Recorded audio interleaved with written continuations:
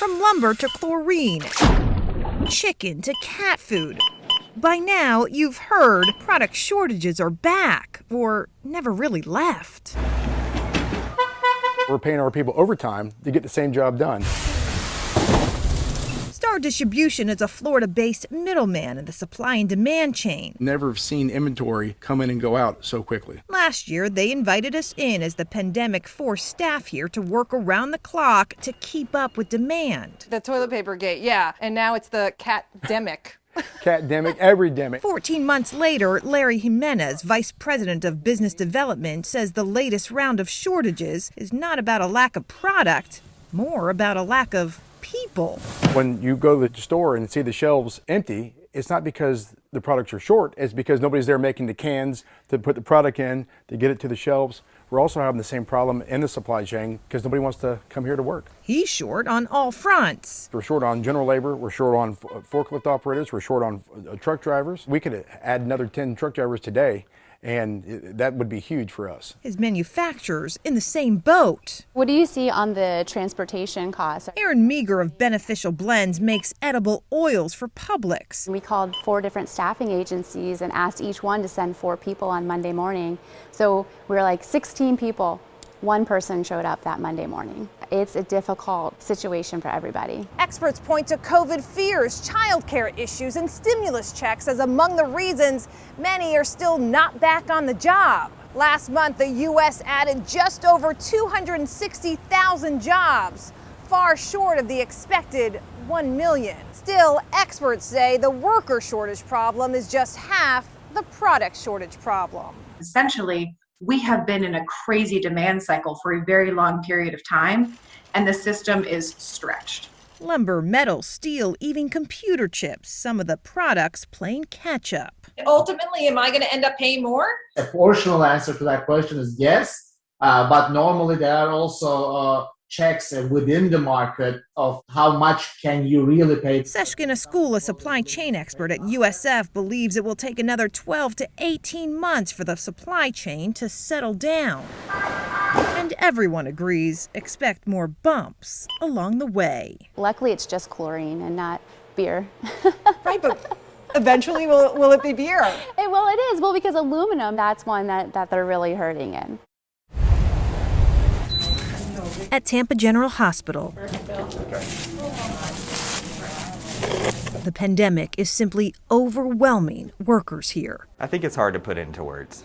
This is like nothing I've done in my career, and I have been in healthcare through some very significant events. COVID hospitalizations continue to peak, with new patients coming in younger, sicker, more than 91% of them unvaccinated. We can have patients up to 15 liters of oxygen. And all of them desperate. That's a lot of oxygen. Normally people are on 2, 4, 6 liters. This is the hospital's complex medicine unit, typically dedicated to serve general medical patients. It's also one of 10 units in the hospital that were flipped to serve COVID-only patients. In this unit alone, there are 30 beds. All 30 beds are right now filled with COVID patients. When you're COVID positive, you can't have family members come visit you. Nurse manager Ty Breeder leads the unit where death is part of what they train for. But for the past month, it's become too common. We had a patient pass away last night. We have a patient on the unit now that just recently came. So I would say regularly. Around the hospital, death to a single disease is shattering records and taking its toll. In the 17-bed ICU, also converted to serve only the COVID sick. Okay. It was another tough morning for veteran nurse manager Sabrina Ridout. Today was a tough day. I actually have a family that's on their way in now. Across the state, there are early signs of hope. Hospitalizations are down to nearly 15,000 from a summer peak. Statewide, new admissions have also dropped from the previous week. Very encouraged by what we are seeing, that we could be seeing finally the decline. I hope it's peaked. I pray it's peaked. To the front line, it's something to hold on to. when the day-to-day continues to be almost unbearable. To watch that family member say their last goodbyes to their family, that's the hardest part for me. It's been a rough day. But yeah, that's our new normal. It's going to be 11 years. October 14th. Yes. 11 years, almost to the day, since Janie Duval del Rosario has seen her daughter. I am living day by day. Jacinia was 19 years old when she went missing from the boardwalk in Hollywood Beach. According to her mom, she told cousins she was going for ice cream. It's like the earth opened up and swallowed her alive. Jacinia's case has been cold ever since. Her name posted in a number of databases for missing people nationwide, including this one, the National Missing and Unidentified Person System, also known as NamUs. It's a federally funded online database for missing, unidentified, or unclaimed persons in the U.S., and often described by cold case experts as law enforcement's most effective and accurate missing persons database. The problem: people just aren't using it. Dr. Erin Kimmerly is a leading expert on cold cases and runs a forensic institute at the University of South Florida. Why it's not mandatory, I don't know. It's just, that's a great question. It should be. In an industry plagued by high turnover, for years she's been pushing states to require law enforcement use NamUs as its central database to report the nearly 100,000 people who remain missing in the U.S. Unlike national and state databases law enforcement is currently required to report to, this system lets users post pictures, track DNA, and it can be accessed by anyone at any time, including the public, who often hold the keys to unlocking cold case mysteries. It is huge, and a lot of cases get solved that way because somebody sees something and recognizes, an Afghan blanket or a sweater. To date, 10 states, including New York and California, have passed laws mandating law enforcement use NamUs, while legislation is swiftly moving through Texas and Pennsylvania. Florida remains among the majority of U.S. states that make reporting to NamUs voluntary for law enforcement. It's a win-win situation. This is not a bipartisan issue. Tom McAndrew is an investigator for the Pennsylvania State Police and helped champion the bill that's about to become state law there. There are people at home, they love true crime stories, they love cold case stories. They can go online and work that case themselves and provide that tip to police, and it's work. Why wouldn't a law enforcement agency use NamUs? I don't know. Detective George Lloydgren works cold cases for the Hernando County Sheriff's Department near Tampa, where NamUs has proven to be so much of a success, it's now part of the agency's standard operating procedure when reporting missing person cases. That's millions of people who can view that and look for that individual and doing the work for me. So I'm only going to benefit by them calling up and saying, hey, I saw that man or that woman, or I know what happened to them. With an estimated several thousand people still missing and unidentified in the Sunshine State, Lloydgren agrees it's time Florida make NamUs a requirement for law enforcement here. It's a no-lose situation. It doesn't take that long to input the data, and you reach a wide audience. If it inevitably helps you to locate your missing person, that's what you want to do. Do you think she's still alive? For Janie Del Rosario, resolve has yet to come. Yes. I pray. Additional pictures posted on NamUs now show what her daughter may look like today. Do you think you'll ever see her again? Images the public can see, giving law enforcement and this grieving mother more eyes to find the daughter who went for ice cream and never returned. We'll have her in prayer that she'll be found. When you go to the same small school with the same small crowd. I was like 5 years old when I met him. For most of your life. I've known him since we were literally 4. By senior year, you expect students to have found their voice. I think I got it, by the way. And not be afraid to use it. A song for the soundtrack of your life. Sean Emmons. Oh boy.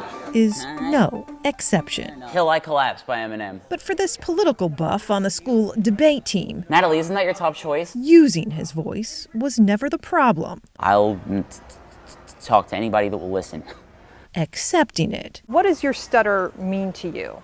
It means everything and it means nothing. Has been a journey for as long as this 17-year-old can remember. I would get really visibly frustrated when I couldn't say what I wanted to say. According to Sean, his stutter first became noticeable around 3. By 3rd grade, he was in speech therapy, but got frustrated and quit 2 years later. One day it'll just go away. Then came middle school. In a lot of ways, it was rough. Made that much rockier for a boy with a stutter. Because the Derrick Henry character, his classmates just couldn't understand. They were just kind of, I don't really know what to do with you because you're very different in a number of ways. After 8th grade, when most young teens aren't even close to figuring out who they are, Sean realized it was time to accept who he was never going to be. No, it's not just going to go away.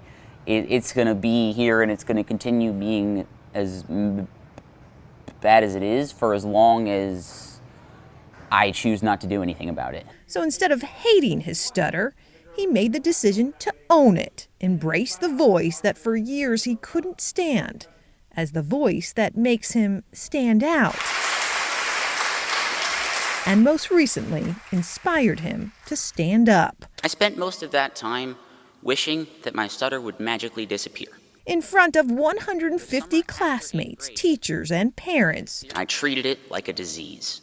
Sean gave his senior class speech. I finally accepted my stutter as a part of who I am. In a way only he could. It is our differences that define us, not our similarities. By end, what we have to say matters too. We just take a bit longer to say it sometimes. Thank you. There wasn't a dry eye in the school gym. That's his dad and mom after hearing the speech for the first time with everyone else. Proud. Oh man, wow. Like, oh. Is hard to put into words. I know all that he went through, and so to see him get through it was awesome. Leaving your parents speechless is one thing. Every teacher stood for him in the stands, and the children, the most thunderous applause. So it was very rewarding. A lot of the times people will tell you a sob story, but it wasn't a sob story. It was like a story of perseverance. He really showed us with his speech, that sometimes you just have to take on what life gives you. STEM club. Next year, Sean will take on college. I think I'm gonna